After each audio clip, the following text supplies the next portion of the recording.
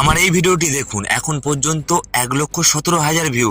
শুধু এটা নয়, এখানে দেখুন রিয়েল টাইম ভিউ 48 ঘন্টায় প্রায় 7,000 ভিউ, অর্থাৎ প্রতিদিন 3,000 ভিউ আসছে। আর এমন ভাবে যদি লাস্ট 30 দিন চলে, এই ভিডিও থেকে আরো 1 লক্ষ ভিউ আসবে।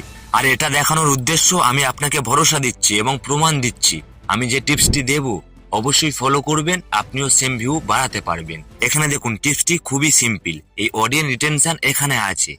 আর অনেকে আছে এই পেজটি খুঁজে পাচ্ছেন না, আপনারা প্লে স্টোর থেকে ওয়াইটি স্টুডিও অ্যাপ্লিকেশন ডাউনলোড করবেন, ওপেন করবেন, এই কন্টেন্ট অপশনে ক্লিক করবেন, আর যে ভিডিওতে এটা চেক করবেন সেই ভিডিওটি এখান থেকে চুজ করুন আর ওপেন করুন, আপনিও সেম পেজ পেয়ে যাবেন। আর এখানে দেখুন ভিউ বাড়ানোর গোপন উপায় এখানে লুকিয়ে আছে। তা চলুন আমি এক্সপ্লেন করলে আপনি বুঝতে পারবেন।